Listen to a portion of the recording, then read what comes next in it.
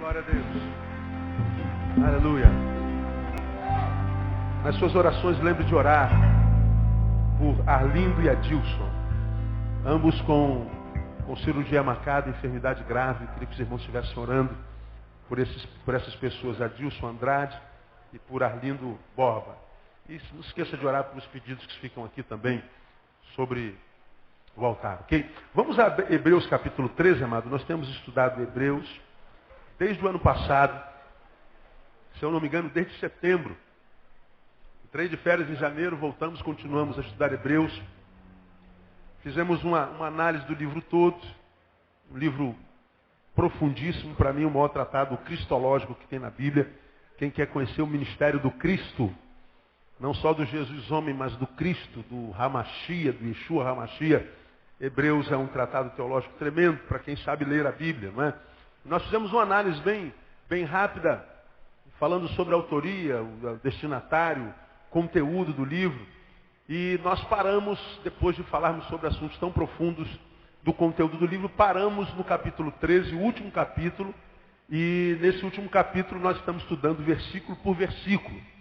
E eu não me canso de repetir o versículo primeiro, onde o autor termina o livro, portanto, escrevendo o último capítulo, dizendo: permaneça o amor fraternal. Esse versículo é um versículo que é um dos menores da Bíblia, e é um dos que eu tenho tentado tatuar na minha alma para que eu não me esqueça jamais, porque você se lembra, nunca é demais repetir, que depois que Hebreus fala sobre assuntos profundos da relação com Deus, da área teológica, da área cristológica, ele termina o livro dizendo o seguinte: permaneça o amor fraternal. Como quem diz, se você não guardar todo esse saber, toda essa informação, se você não for daqueles que têm a capacidade de reter conteúdos profundos, não se preocupe, o que tem que permanecer é o amor. No final, o que conta para Deus não é a quantidade de informação que você tem a respeito da Bíblia, não é a quantidade de informação que você tem a respeito da teologia. O que conta para Deus não é a quantidade de produção que você desenvolveu no caminho, o quanto você fez. No final, o que Deus vai perguntar foi o quanto você amou. Né? O quanto você amou. De repente eu não amei ninguém, pastor, mas eu passei minha vida todinha dentro da igreja. Deus, você perdeu tempo, filho. Porque eu não chamei você para ficar enfiado na igreja, chamei você para amar. Pastor, eu fiz teologia, pós-graduação, mestrado, doutorado, 15 pós-doutorado na Alemanha e nos Estados Unidos. E amou quantos, filho? Muito pouco. Perdeu tempo estudando, filho. Porque é o que Hebreus está dizendo aqui. No final, o que conta não é o quanto eu sei, não é o quanto eu fiz. É o quanto eu amei. Amém, amado? Nunca esqueça disso, nós estamos falando disso já há meses, né? E nós entramos estudando versículo por versículo. Não vos esqueçais da hospitalidade. 3, lembrai-vos dos presos, como se estivessem presos com ele. Honrado seja entre todos o matrimônio no qual nós ficamos um mês. E falamos sobre: seja a vossa vida isenta de ganância, contentando-vos com o que tendes, porque ele mesmo disse: não te deixarei, nem te desampararei. Como quem diz, cuidado com o seu dinheiro, ele pode lhe matar. Nós estudamos sobre isso também. De modo que com plena confiança digamos: o Senhor é quem me ajuda, não temerei o que me fará o homem. Então esse versículo 6, que é o que deveríamos estudar hoje, não precisa nem ser estudado, porque ele faz alusão ao versículo 5. Não precisa temer o que o homem faz, porque Deus tem cuidado de nós. Falamos sobre isso no início do ano, do início do culto. Hoje eu quero começar a estudar o versículo 7. Que está lá, parece que esse versículo eu vou pregar como quem prega em causa própria, né? Mas não é não, você vai ver que eu não vou pregar em causa própria. Olha o que diz lá o versículo 7 de Hebreus. Você já abriu aí, amém? Lembrai-vos dos vossos guias, ou dos vossos pastores, os quais vos falaram a palavra de Deus, e atentando para o êxito da sua carreira, imitai-lhes a fé. Vou juntar esse versículo 7 e o versículo 17. Obedecei a vossos guias, sendo-lhes submissos, porque velam por vossas almas como quem há de prestar conta delas, para que o façam com alegria e não gemendo, porque isso não vos seria útil. Então, hoje e na quarta-feira que vem, eu vou ficar nesses dois versículos, vamos tecer um pouco de comentário sobre como devemos tratar os nossos guias, como devemos tratar os nossos líderes espirituais. Hoje há muita controvérsia nisso, e a relação líder espiritual, guia espiritual, pastor e ovelha muitas vezes é traumática. Eu conheço muitas ovelhas que estão profundamente doentes por causa dos seus pastores. E eu conheço muitos pastores, muitos líderes que estão profundamente doentes por causa das suas ovelhas. E aí um pastor doente gera ovelha doente. E ovelha doente adoece o pastor, que mais adoecido adoece ainda mais a igreja, que mais adoecido adoece o pastor, que adoecido adoece a igreja, que adoecido adoece o pastor, que adoecido adoece a igreja, até que nós morramos e sejamos vítimas do diabo. Que a Bíblia diz, veio para fazer o que mesmo, hein? Matar, roubar e destruir. E você já aprendeu que o diabo mata sem tirar a existência. Quando a relação de pastor e igreja é doentia, quando nós não caminhamos acordados, de acordo, você tem me ouvido falar isso aqui há muitos anos, fazendo alusão a Amós capítulo 3, versículo 3, o que diz lá? Caminharão dois juntos, se não estiverem de acordo? A resposta é implícita. Qual é a resposta? Não. Pretende caminhar junto? Ou seja, a caminhada vai ser sozinha? Não. Eu vou caminhar com. Seja com quantos forem. Eu vou caminhar com. Ok. Se você vai caminhar com, para que essa caminhada faça bem para ambos, ou para tantos quantos forem, essa caminhada tem que ser de acordo, tem que ser acordada. Se você quer caminhar e quer fazer com que o trajeto seja bom para ti e para quem quer que caminhe contigo, se você quer chegar lá, seja lá onde lá for, se você quer chegar lá bem, saudável, e quer chegar num lugar e estar de tal forma saudável a poder curtir aquele lugar, seja que lugar seja esse, essa caminhada tem que ser de acordo. É o que Amós 3,3 diz. Se você insiste em caminhar com, seja lá quem for, e essa caminhada não for desenvolvida num acordo, nós vamos caminhar brigando. Nós vamos caminhar como dois inimigos. Inimigos não se machucam só quando se ferem, quando se dão facadas. Inimigos se machucam quando caminham em silêncio. Quando é que a caminhada silenciosa se torna a caminhada de inimizade? Quando é a caminhada de dois amigos. Vou repetir para você mastigar com o dente do cérebro. Quando nós somos dois inimigos, ora, pensa comigo, raciocínio. Para inimigo se dá as costas? Sim ou não? Não. E para amigo? Dá ou não dá? Se eu não puder dar as costas para meus amigos, se eu virar as costas e com medo do meu amigo me dar uma facada, esse amigo não é amigo. Eu estou me enganando a mim mesmo. A inimigo nos dá as costas. Agora, para amigo a gente relaxa. Na presença de amigo a gente relaxa. Por quê? Porque do amigo a gente espera coisas boas. Do amigo a gente espera riqueza. Interna e externa. Do amigo a gente espera algo que acrescente. Então, quando a gente está caminhando com um amigo, essa caminhada, porque é amigo nós imaginamos que estamos de acordo, essa caminhada precisa ser uma caminhada de troca. De modo que quando eu saio daqui da direção do púlpito e caminho até aqui na direção da planta, o Neil que eu sou aqui na direção da planta seja melhor do que o Neil que eu era quando eu estava lá atrás do púlpito. Por que eu preciso estar melhor? Porque eu estou caminhando com gente boa. Não é? Você hoje não tem graduação, não deve aos seus professores, você não começou no jardim de infância, no jardim 3. Por que você hoje sabe o que você sabe? Sabe porque você teve professores. Eles ministraram, trocaram com você alguns saberes e hoje você é o que você é. Então se você olhar lá do jardim de infância para cá, você vai ver que você evoluiu muito. Alguns nem tanto, mas a maioria de vocês evoluiu. Né? Alguns continuam no berçário, só envelheceram, não amadureceram nada.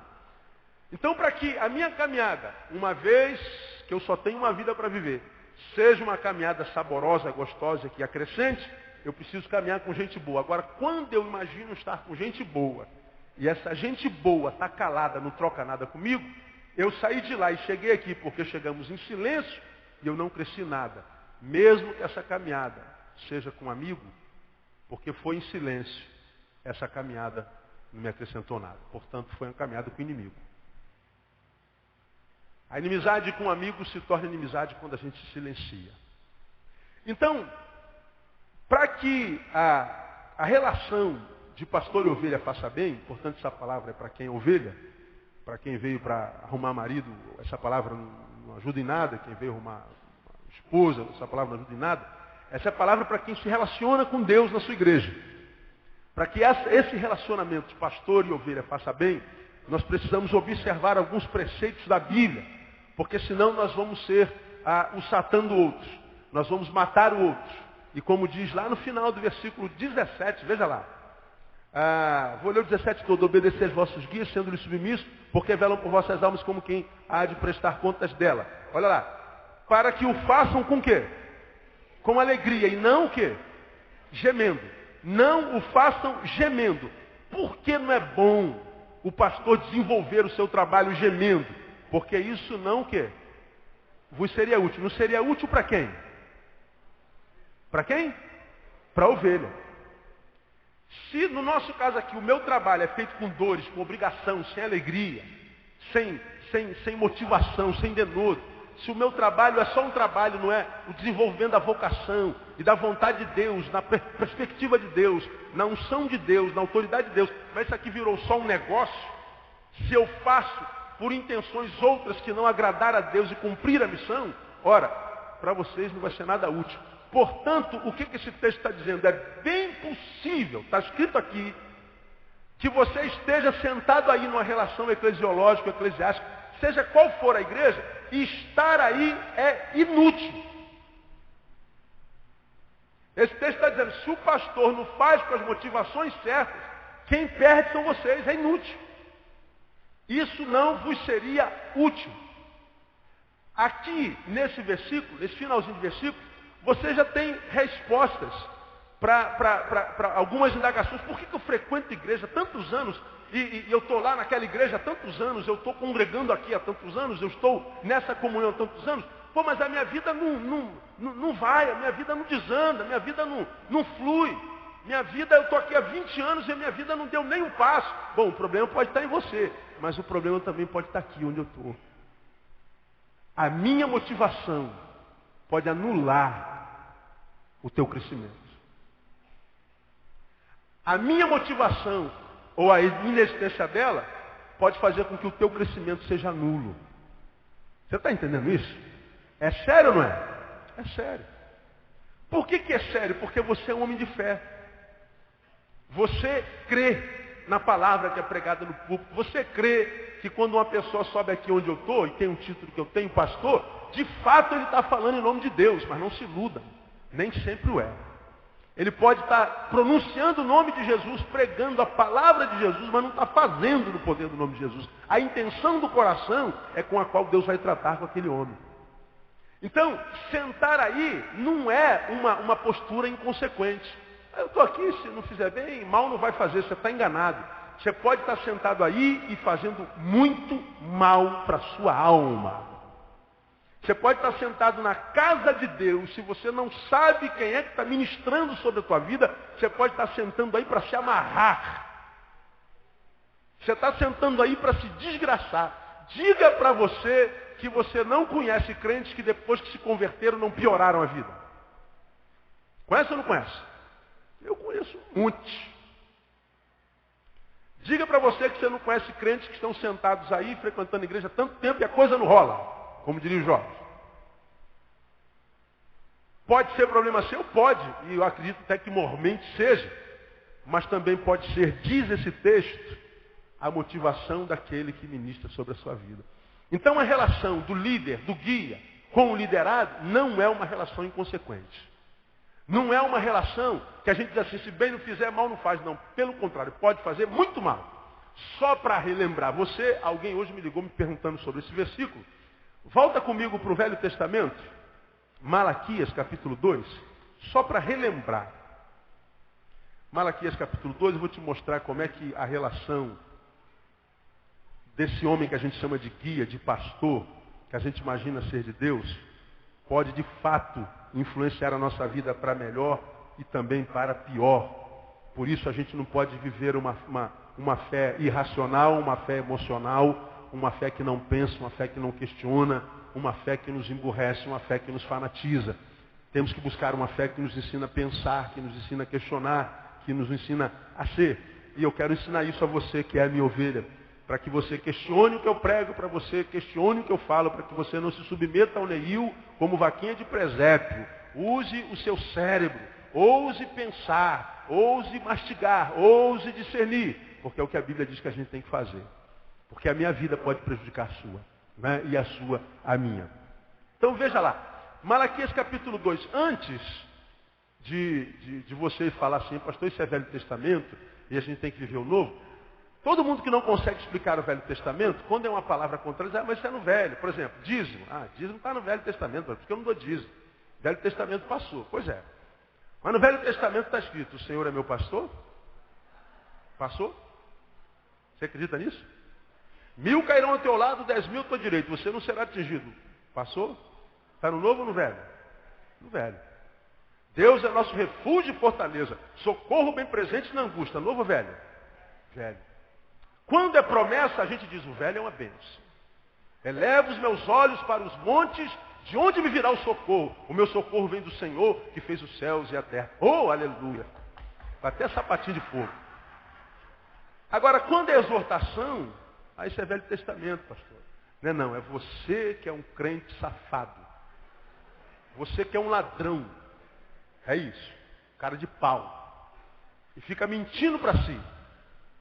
O Velho Testamento é Bíblia. Repita após mim. O Velho Testamento é Bíblia. Só precisa ser pensado. A gente precisa fazer hermenêutica, exegese dele lá. Né? Porque, para mim, o Salmo 23 é Bíblia, irmão. O Senhor é meu pastor e nada vai me faltar. Ele vai me fazer deitar em verdes pastos, vai me guiar mansamente às águas tranquilas. Eu creio nesse pastor do Salmo. Você acredita? Então, não vem com essa história que o Velho Testamento não tem. Aí, uma vez nós falamos sobre esse capítulo, alguém disse, pastor, isso é no Velho. Então tá bom, deixa eu botar a mão na sua cabeça e deixa eu abençoar. Olha o que diz aí. Em Malaquias tem 4 maldições. Tem um livro de Caifás que fala sobre as 4 maldições. Já preguei esse texto, inclusive, aqui na nossa igreja. Cada capítulo de Malaquias fala de uma maldição. A maldição do segundo capítulo, você que é daqui já ouviu falar isso, eu só estou relembrando para você acompanhar o raciocínio que eu vou falar em Hebreus. A maldição do segundo capítulo é sobre o sacerdote, sobre o líder, sobre o guia, a respeito do qual o Hebreus está falando lá, do guia espiritual. Está lá no versículo 1, veja lá. Agora, ó sacerdotes, este mandamento é para vós.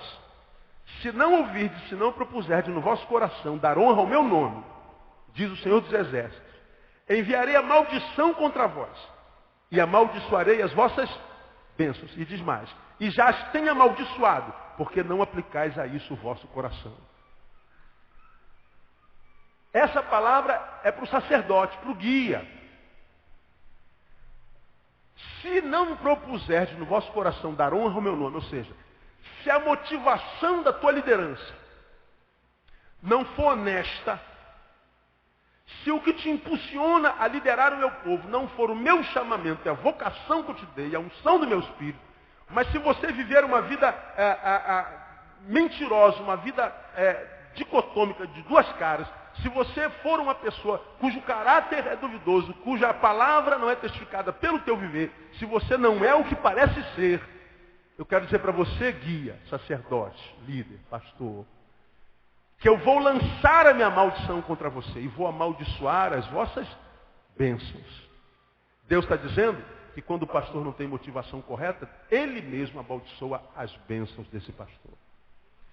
Ora, eu sou esse pastor canalha e a minha bênção é, ó árvore, você vai crescer e ficar frondosa. Eu te abençoo para que você cresça e fique frondosa.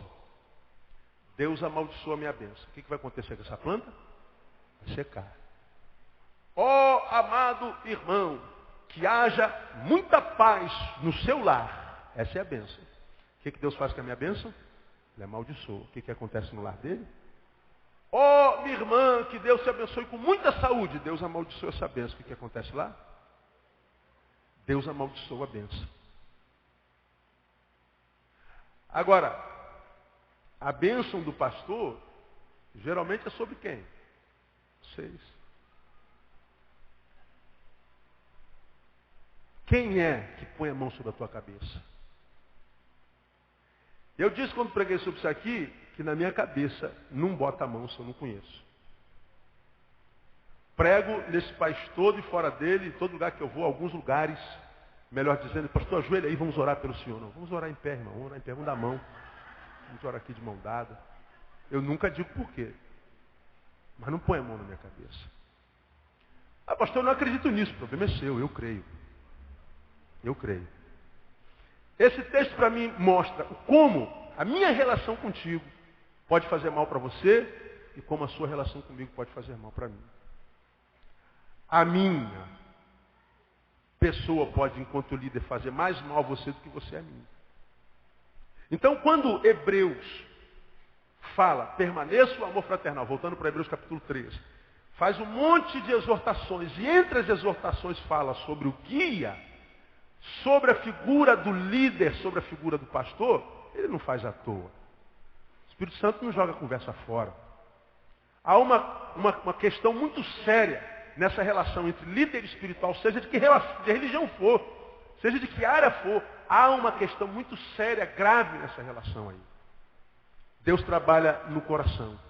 Isso não quer dizer que a gente precisa ser perfeito, que a gente não erre, que a gente não cometa equívocos. Uma coisa é cometer equívocos, outra coisa é ter o coração ruim. Uma coisa é cometer erros, se enganar. A outra coisa é ter um instinto maligno. Uma coisa é cometer equívocos, é pisar numa casca de banana e cair. Outra coisa é ter um espírito beligerante, voltado para a guerra e para a má intenção. Deus trabalha no coração.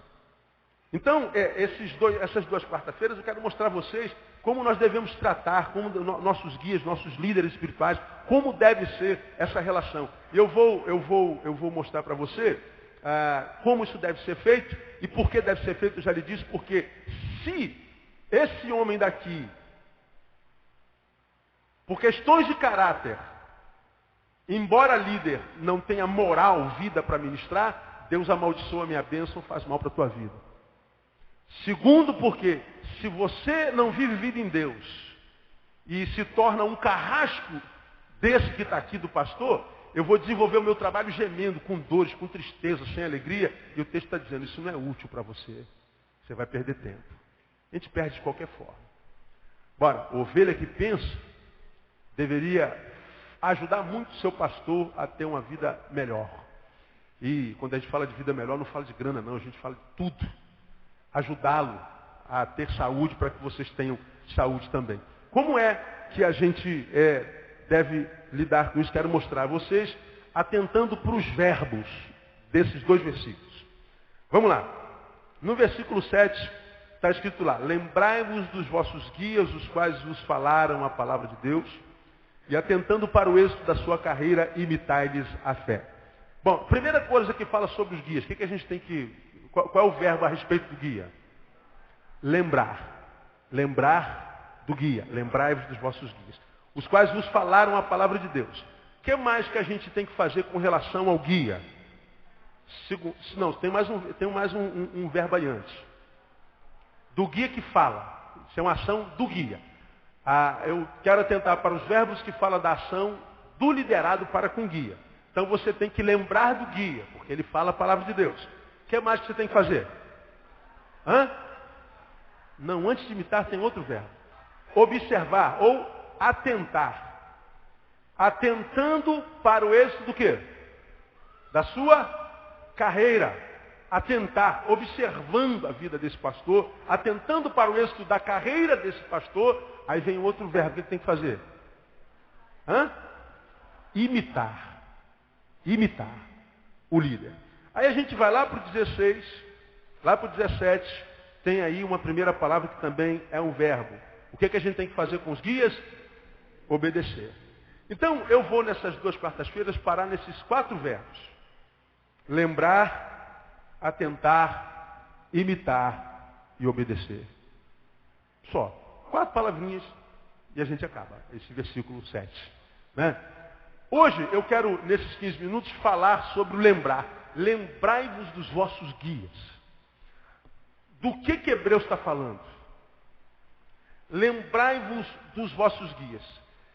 Esse verbo lembrar, ele pressupõe 3 coisas que eu quero compartilhar com vocês. Primeiro, Esse lembrar dos vossos guias, na minha concepção, primeiro pressupõe aprendizado. Raciocinem. Só se lembra quem? Quem é que está capaz de lembrar de alguma coisa? Diga, Diego. Quem aprendeu.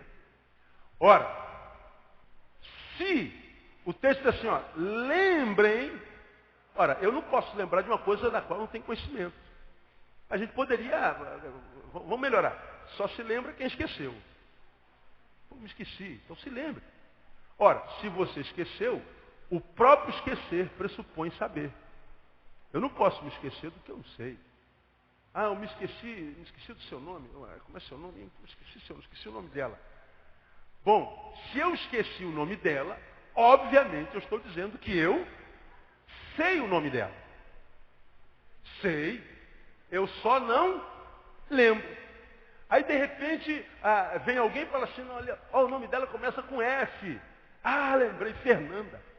Não é isso mesmo? É. Fernanda. Lembrei. A gente vê pessoas, como é seu nome mesmo? Puxa vida, cara que esqueci. Eu sei, mas não lembro. Então, essa palavra lembrar pressupõe aprendizado. Trazer a memória. Para lembrar, eu preciso do quê? Raciocínio. Reflexão. Esqueci, mas sei que sei. E quando eu sei que sei uma coisa, mas não lembro dela, cara, a gente põe a mão na cabeça, a gente fica, puxa, cara, rapaz, refletindo. Eu estou refletindo. Eu estou pensando, eu estou raciocinando, eu estou exercitando minha faculdade de pensar, minha razão.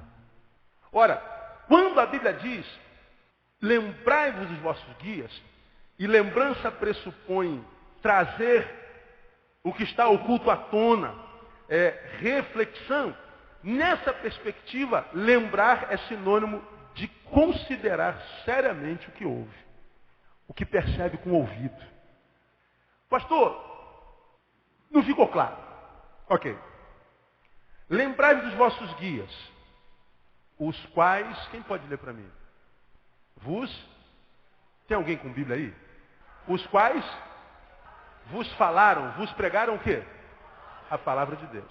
Lembrai-vos dos guias. Quais guias? Daqueles que vos pregaram. Pregaram o quê, Ricardo? A palavra de Deus. Lembrar do guia é considerar a palavra que esse guia pregou para a gente.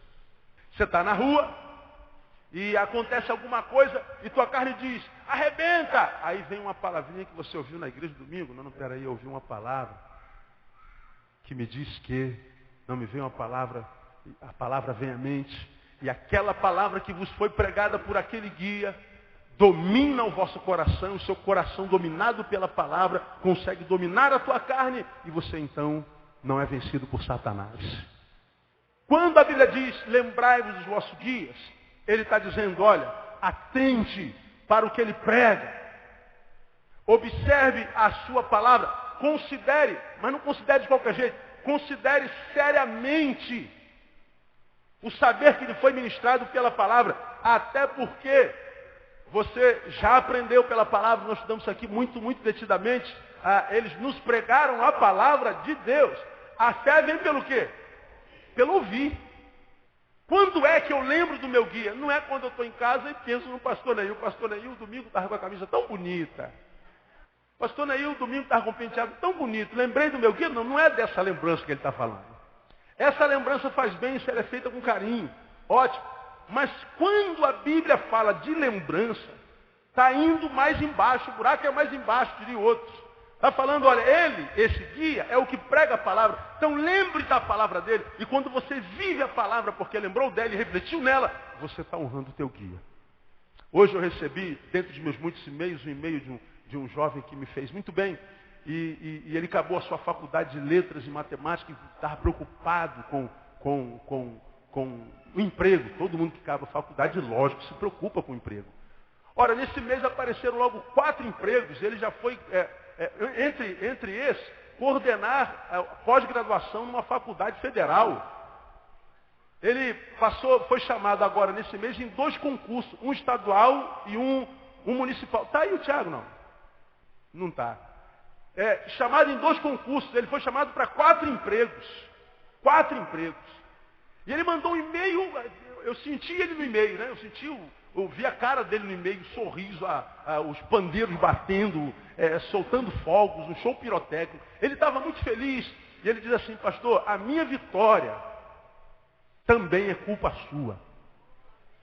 Porque eu tenho ouvido muito as suas palavras, eu tenho me esforçado para fazer valer a pena, com a minha vida, o esforço da sua pregação. Tiago me tirou lágrimas dos olhos nessa manhã. A alegria de um pastor não está na recompensa financeira, mas está em ver aqueles sobre os quais ele ministra, e para quem ele ministra, recebendo a palavra que Deus libera, e essa palavra vai modificando, transformando um homem melhor. Essa é a glória de um pastor. Ver um ser que estava no monturo de derrotados e acabados, hoje ele está, como diz a palavra, sentando entre os príncipes, vivendo uma vida honrada. Agora, quando é que isso acontece? Quando a gente ouve a palavra, a fé vem pelo ouvir a palavra de Deus. Quem é que prega a palavra de Deus para nós? É o pastor mormente. Por que eu digo que é o pastor mormente? Porque nós, em grandes escalas, não lemos a palavra de Deus como deveria ler. Diz para você que você lê a palavra de Deus como deveria ler. Pode me ajudar? Pergunta ao irmão que está do seu lado: você lê a palavra como deveria? Não precisa responder, não. Responda para si, não precisa responder para mim. Bom, se o seu rosto ficou pelo menos rosa, há esperança. É nisso que a gente quebra os fariseus. Os fariseus estão sempre preocupados com a forma, com a gravata, com o comprimento da calça dos outros, né? Se bate palma ou não bate palma. O fariseu é uma desgraça desde o tempo de Jesus. Agora, quando a gente vai no subjetivo, pergunta: ama quem? Liberou uma palavra de bênção para quem essa semana? Emprestou um par de ouvido misericórdia para quem? Misericordioso para quem? Leu quanto a palavra? Falou com quanto com Deus? Aí no subjetivo ele não é nada. Ele é aparente. Agora, se a gente quase não ler a palavra e muito menos ora, aonde é e quando é que em grande escala vocês mais ouvem a palavra de Deus? Diga que no caso de vocês, nem aqui do Neilzinho. Alguns de vocês podem ter raiva de mim, de que eu sou assim, sou assado, não sei o quê. Mas mesmo com raiva tem gente que fica aqui e fica bebendo. Por que não vai embora se tem raiva do cara? Cada palavra. Quando deixa de vir à igreja, você fica sem a palavra a semana inteira. Quando a Bíblia diz: lembrai-vos dos vossos guias, tem a ver, portanto, com considerar seriamente o que ouve. Até porque, na página seguinte, Tiago, capítulo 1, veja lá, na minha Bíblia, na mesma página, por exemplo. Tiago, capítulo 1, versículo 22. Olha que coisa interessante, minha ovelha, o que diz aí. E sede, Tiago 1, 22. E sede cumpridores da palavra e não somente ouvintes, enganando-vos a vós mesmos. Quem só ouve a palavra, mas essa palavra não o transforma, modifica caráter, conduta, postura, visão de mundo. Se essa palavra não modifica teu ser, mexe com tuas estruturas. Se ela não sara feridas, a Bíblia está dizendo que você se engana a si mesmo. Não é o pastor que se engana, sua esposa, seu marido. Está aqui ouvindo, mas essa palavra quando sai daqui, não provoca reflexão em você, você não traz à tona, você não permite que essa palavra te julgue, que essa palavra te machuque, que essa palavra te incomode, que essa palavra tire o teu sono, que essa palavra te coloque em crise. Quantas vezes nós entramos na igreja e queremos entrar na igreja só para ser consolado? A gente quer entrar na igreja só para ouvir uma palavra boa da parte de Deus. A gente só quer uma palavra que venha como cibalena, neosaldina para dor de cabeça. E Deus fala assim: você está com dor de cabeça, filho? Então eu vou te dar uma paulada. Que é para melhorar logo tudo. Vou quebrar o vaso, porque quando é Deus que quebra o vaso, lembra, Ele é oleiro e Ele pode fazer um vaso novo na tua vida, irmão. Então a gente não tem que querer só de Deus consolo, porque a Bíblia, já preguei aqui, ela tem uma única função dupla. A palavra de Deus existe para consolar os abatidos e para abater os consolados. Consolar os atribulados e atribular os consolados. Você está consolado, a palavra, você está atribulado, a palavra te consola. Está consolado na tua paz maceira, a palavra te atribula. Agora, quando a gente entra numa igreja e a gente ouve uma palavra que não gosta de ouvir, de tal forma nos incomoda que a gente fica com raiva do cara que está pregando, Ao invés da gente perguntar, por que eu não estou gostando dessa palavra, meu? Nossa, eu estou incomodado com esse negócio, essa palavra não está me fazendo bem. Não estou gostando dessa palavra. A gente simplesmente levanta, vai embora, a gente veste uma armadura de homem de ferro, Iron Man, e a palavra bate e não entra. A gente cria uma resistência e não percebe que aquela palavra que nos incomoda pode estar nos incomodando porque nós temos uma ferida aberta e Deus está metendo a mão nela. Está doendo. Mas a gente geralmente não recebe a palavra que vem como exortação. A gente quer a palavra de consolação. A gente quer a palavra que faz a gente se arrepiar, sorrir e sair daqui dizendo, que palavra maravilhosa. Mas a gente não quer sair daqui com raiva. Quando é que a gente lembra de um pastor? Quando a gente pede a Deus para que crie em nós ouvidos de discípulos, para que seja a palavra de exortação, de consolação, nós a recebamos porque percebemos que é de Deus que ela veio para o nosso coração. Isso pressupõe reflexão. Irmão, evangelho não é para gente que não reflete. Evangélico que não reflete é massa de manobra, é comprador de CD. Evangélico que não reflete, ele é frequentador de eventos. Porque nós somos uma igreja que a gente paga para entrar. Tem evento que a gente tem que pagar para entrar na igreja. E você vira um consumidor gospel. Só isso, mais nada. Crente que reflete é o crente que cresce. E quando é que a gente cresce? Quando a gente reflete. O que é lembrar dos nossos guias? É quando a gente tem um guia que prega a palavra que nos faça bem, que nos incomode. A gente então reflete nessa palavra. E quando a gente reflete nessa palavra, a gente está lembrando do nosso guia. A gente está abençoando o nosso guia. Ora, todos nós, irmãos, mesmo velhos como nós, temos um professor que marcou a nossa vida, não temos? Quem tem um professor que você se lembra aí desde o primário aí? Todo mundo tem. Meu caso era a professora Sônia. Escola Embaixador Dias Carneiro. Ali no tanque Jacarepaguá, onde eu fui criado. Professora Sônia, quarta série, como eu me apaixonei por aquela mulher, misericórdia, fiquei louco. Moleque, terceira série, devia ter uns, 11, 12 anos. Nossa, a professora Sônia, quando chegava, eu desmaiava, virava manteiga. Queria morrer por causa dela, mandava bilhete, era uma coisa ridícula. Né? Mas naquela época, a gente não sabia disso. Mas foi uma professora que marcou a doçura, o cuidado, que era diferente de todos os outros professores, marcou. Alguns têm a lembrança daquele professor que era o mais doido da turma, mas era o mais humano. E ele nos tatua a alma. A gente envelhece, se encontrar com ele daqui a 20 anos, cara, você não é o professor fulano de tal? E você muitas vezes que é professor se lembra daquele aluno também, que marca a nossa vida. É assim ou não é? Ora, a Bíblia diz que a relação de pastor e ovelha deve ser assim também.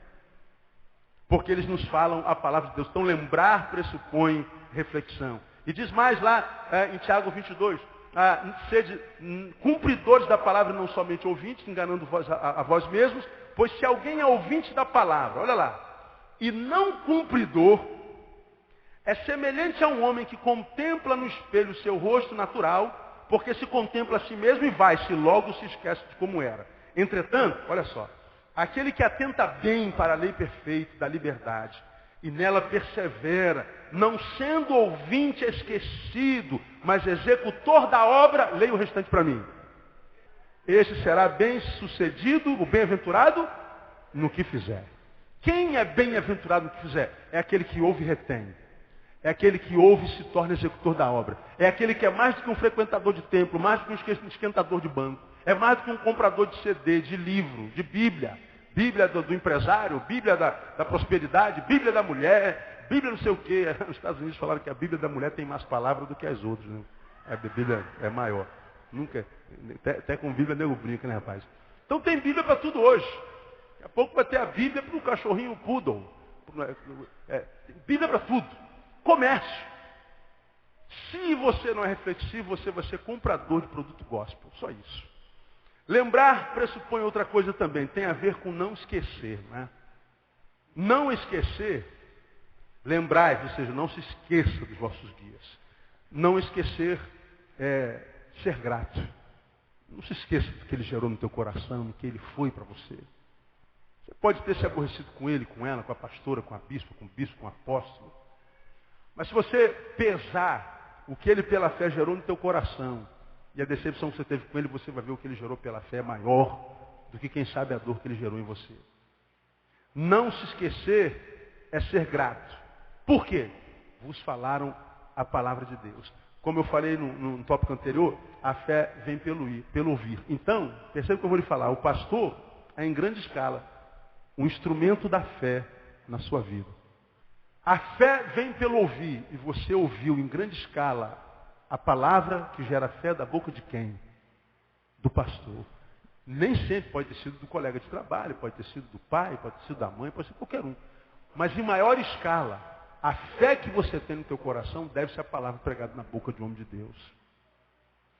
E essa fé que nos salva, essa fé que nos capacita a vencer o mundo, essa fé que nos autentica como filho de Deus, que vem pela palavra, e palavra que veio da boca do pastor, transforma o pastor no instrumento da fé na nossa vida. Ora, se esse homem diz que nós fomos instrumentos da fé, somos alvos dessa fé, né, e somos salvos por essa fé, essa fé foi plantada pelo pastor, o mínimo que a gente tem que ter por aquele homem é gratidão.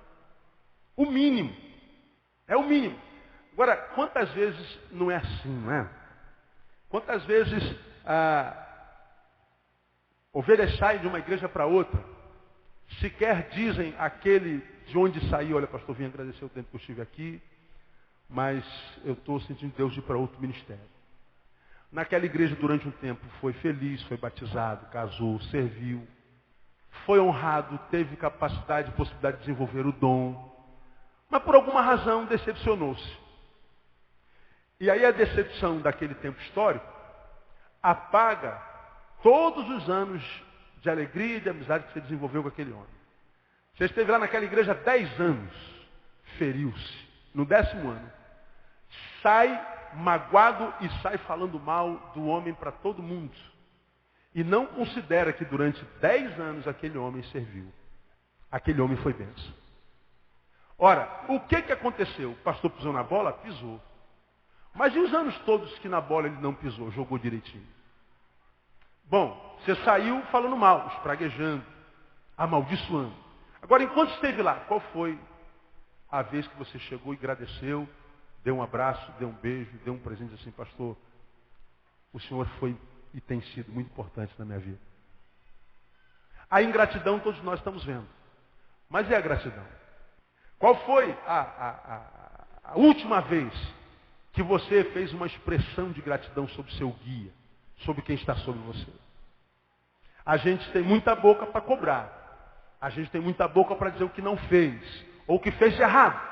Mas qual foi a última vez? Quantas vezes na tua vida inteira, quantos anos você tem, você disse uma vez, apertando-lhe a mão, muito obrigado. O Senhor é uma bênção. Garanto que a maioria de vocês nunca fez isso. Agora, o que a Bíblia fala sobre gratidão e ingratidão? Colossenses capítulo 3, volta um pouquinho, já estou terminando. Colossenses capítulo 3. Quando você vai lá no versículo 15, do 3 de Colossenses, nós vemos Paulo dizendo assim: e a paz de Cristo, para a qual também foste chamados em um corpo, dominem em vossos corações e, leiam para mim, sede agradecido. Sede o que, irmãos? Agradecido. O que é ser agradecido? É agradecer. Agora, quando a gente lê esse versículo, a gente lê assim: e a paz de Deus, para a qual também foste chamados em um corpo, domine vossos corações. Quantos gostariam sinceramente de ter a paz de Deus dominando seu coração inteiro? Diga, eu quero essa paz, pastor. Já falamos sobre ela hoje, que excede a todo entendimento. Quem é que não quer a paz de Deus dominando o coração? Pelo amor de Deus, nós vivemos em guerra, nós vivemos numa loucura social. Nós vivemos numa barbárie, nós vivemos numa cidade onde tiroteio acontece em Copacabana, a cidade mais conhecida do Brasil e do mundo. Pior do que o Afeganistão, é nisso que nós estamos vivendo. Aí você vai, mas eu não estou nem aí, pastor, eu moro em Jacarepaguá, lá em Jacarepaguá não tem tiroteio, aconteceu lá em Copacabana. Você acha que aconteceu só em Copacabana? Você acha que essa notícia não entra em você e não te adoece? Você acha que saber do que acontece ao teu redor não adoece você também, não? A bala perdida pegou na parede, mas a informação daquela bala perdida pegou no teu coração. Vai pirando a gente, vai enlouquecendo a gente. E o desequilíbrio emocional gera o quê? Doenças psicossomáticas, como bulimia. Por que você não consegue emagrecer, irmã? Por que está engordando tão rápido? Você acha que é só comida? Não é. A maioria engorda por fundo emocional. Por que a outra está igual a um alfaqui? Por que emagrece tanto? Emocional. Cadê o teu sono? Teu sono está onde? Foi para onde? Por que acorda com desânimo, com depressão? Por que acorda com pânico, tem medo de sair de casa? Por quê? Por causa das informações. Nós vivemos no meio dessa loucura. Quem é que não quer a paz de Deus dominando o coração? Todo mundo quer. Agora esse texto diz que a paz de Deus deve dominar o nosso coração, mas não só a paz de Deus. Que a paz de Deus domine o vosso coração e sede o quê? Agradecidos. Quem não diz obrigado, irmão, não é só na instância pastoral, não. Em qualquer instância, dificilmente conhecerá a paz de Deus. Quem não atenta para as coisas simples, quem não atenta para o que a palavra diz em detalhes, quem é que já ouviu falar sobre gratidão?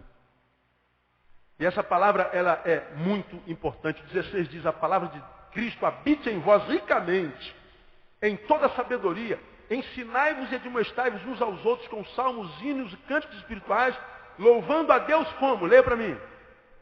Com gratidão aonde? Vossos corações. Olha a gratidão de novo aí. A gente louva a Deus, a gente quer a paz de Deus, mas a paz de Deus não passa pela gratidão. A bênção de Deus não se estabelece. Passa por nós, mas passa batido. Veja, diga para você que você nunca teve vontade. Meu Deus, eu vou me mudar para a igreja, cara, porque tomara que esse culto não acaba nunca. Às vezes eu tenho um culto abençoado, aquele louvorzão, aquela palavra, aquela unção, e você sente uma alegria tremenda, volta para casa, voltou para o inferno. Pastor, por que a gente não consegue manter isso lá na nossa casa, na segunda-feira? Puxa vida, aqui a gente se sente tão bem. Por que a bênção chega, mas não permanece? Quem sabe o coração ingrato. Ingratidão. Qual foi a última vez que você disse obrigado para o seu pai? Para sua mãe? Sei lá, para quem quer que seja. Que foi bênção na tua vida. Trocou o teu pneu na rua, irmão. Te abençoou de alguma forma. E ele está dizendo aqui, com relação aos seus guias, lembrar dele é ser grato. Porque quem é grato, ao invés de... Por exemplo, vou dar um exemplozinho bem prático. Ontem, segunda-feira, eu precisei viajar. Fui socorrer uma família que sofreu um acidente em Volta Redonda. Saí do meu gabinete, esqueci meu celular. Olha, eu durmo com o celular, acordo com o celular, tomo banho com o celular, sonho com o celular. Eu sou viciado em celular. Teve jeito. Eu saí tão corrido e larguei meu celular, passei o dia inteiro fora, voltei, sei lá que hora que eu voltei, 11 horas da noite. E não pude atender celular. E algumas pessoas falaram, liga para mim tal hora que eu falo contigo. Ah, meu irmão, na terça-feira teve alguém que ligou para mim. Falei, pô, pastor, eu liguei para o senhor o tempo inteiro, o senhor desligando o telefone para não falar comigo. Aí eu contei de 1 a 1.500 e falei com a voz pastoral. Meu irmão, de onde você tirou que eu desliguei o telefone para não falar com você? Não, pastor, porque eu estou com um problema sério para resolver. Eu também estou com um problema sério para resolver. Você não é o único que tem problema sério que está atrás de mim. Agora, da onde você tirou a ideia de que eu não quis atender você, que eu desliguei o telefone para não falar com você? Da onde veio essa ideia? Da onde você tem a certeza para jogar isso na minha cara? De onde você tirou essa ideia? Não, mas eu pensei, imaginei. Imaginação não é certeza.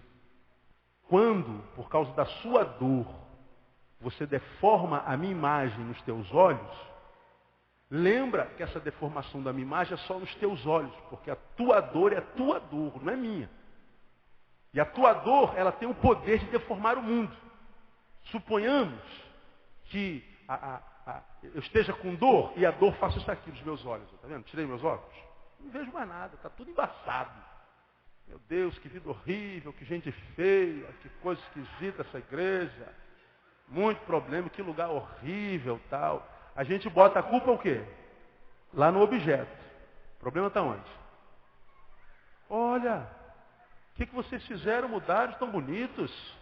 O que foi, gente? O que vocês fizeram? O que vocês fizeram? Nada. O problema está onde? Na visão. Eu disse isso para ele de outra forma. O seu problema não pode me deformar. Porque o cara acha que a gente está aqui de bobeira, não fazendo nada. 3.000 pessoas na igreja, além dos ouvintes do site, além dos amigos das ovelhas, o amigo dos amigos, que ouviram o CD, falou, esse cara vai me entender, esse cara é de Deus, e liga 100 e tantos por dia. Ele falou, pastor, está de bobeira. A hora que eu clicar, ele vai estar lá de plantão. Tem 15 pastores aí, vai tal. E o cara joga uma coisa dessa em nome da dor dele. A sua dor não é direito para julgar ninguém. Aprenda a lidar com a sua dor. Esse texto está dizendo que a gente precisa ser grato. Lembra que a despeito do pastor ser pastor, ele não tem obrigação de lhe atender. O dia que o pastor, seja de qual for, não vou lhe atender, você vai fazer o quê? Aonde é que você vai arrumar lugar para obrigá-lo a atender? Não vai. Vai no psicólogo. Eu vou. Depois que você sai do psicólogo, o que você tem que fazer? Pagar, não é? Então, é graça, é gratidão. Quanto é que custa um atendimento pastoral com um cara que tem um monte de pós-graduação na área humana? Então, quando se faz por amor, se faz por gratidão, se faz por vocação, faz por voluntariedade. A gente precisa ser um pouquinho mais grato. Termino. Lembrar pressupõe honra. Honrar é fazer participantes de nossas vitórias e bênçãos àquele que nos capacitou para tal. É o caso do Tiago. O Tiago alcançou a vitória e mandou um e-mail. Pastor, o senhor é culpado disso. Eu quero que o senhor participe dessa vitória. A vitória do Tiago foi a minha vitória. Foi a grande notícia de hoje, foi a vitória do Tiago. O que eu ganhei com isso? A alegria do Tiago. O que eu ganho com isso? Saber de onde o Tiago veio e saber onde é que o Tiago está. Eu sei como o Tiago chegou aqui. Eu sei como o Tiago lidou, ou lidou, sei lá, como ele trabalhou as suas dores, as suas dificuldades. Eu sei que tipo de gente ele chegou, que tipo de gente ele é hoje. E eu sou culpado disso. Eu não sei se você sabe, mas grande parte do que você é e tem orgulho de ser, eu tenho parte nesse negócio. Se você olhar para trás e se ver no espelho hoje, se tiver alguma coisa nessa sua vida que você goste, você pode ter certeza, eu tenho parte. Eu tenho um cabelinho nesse negócio. Você pode ter certeza disso. Então, antes de você rogar praga, amaldiçoar, deixar de orar, tente honrar também. Porque fazer isso é bênção para a sua vida, não só para mim. O pastor não vive em função disso. Quando o homem é de Deus, ele trabalha porque ele tem que trabalhar, é a vocação dele. Para isso foi chamado. E se faz isso, faz porque é questão de vida. Ou faz, se não faz, não faz. Paulo diz, se prega o evangelho, como é que ele diz lá em Atos, se eu não me engano 4:20, porque se anuncia o evangelho, não tenho do que me gloriar, pois me é imposta essa obrigação, e ai de mim, se não anunciar o evangelho. Então, quando a gente prega o evangelho, a gente não prega só por causa de vocês, não. A gente prega por causa de nós. Porque a razão da nossa vida, se eu não pregar o evangelho, eu vou fazer o quê? Vai me botar atrás de uma mesa o tempo inteiro? Trabalhar com um indivíduo de cada vez? Com um potencial que Deus me deu? Com a capacidade de visão que Deus me deu? De comunicação que Deus me deu? Me pegava, pastor, o senhor vai ser motorista de ônibus. Imagina eu no trânsito. Tá louco, eu piro. Botava a trabalhar numa fábrica, eu enlouqueço. Dentro de um quartel, obedecendo ordem de gente que nem cérebro tem às vezes. Eu enlouqueço. Para o que você foi criado? Você só vai ser feliz quando estiver fazendo isso. Eu sei para que eu fui criado. Então, quando eu prego aqui, eu não prego só por amor a vocês, não. Eu prego por amor a mim. É meu prazer. É minha vida. É a razão pela qual Deus me colocou enquanto espermatozoide no útero da Geralda Teixeira Barreto. Foi com essa motivação. Quando o papai fez com que chegasse lá, já saiu lá naquele espermatozoidezinho, já não são, eu já sei o que ele vai ser. Deus já tinha um plano, diz a palavra lá em Salmo 119, quando a minha substância era ainda informe. É o teu caso. Agora, como Deus me pôs aqui, te pôs aí, Deus está falando assim, para que estar aí seja bom para você, lembra do teu guia. Então você quando só se lembra de mim, só se lembra com tristeza, não, eu sou aquele doido lá, porque com toda a doideira dele, eu estou lá, e se eu estou lá, aquela doideira tem me abençoado de alguma forma. E uma coisa eu te garanto, enquanto eu for doido e tiver saúde, o que Deus me der é seu, com toda alegria no nome de Jesus. Lembrai-vos dos vossos líderes. Vamos ficar em pé, vamos embora para casa.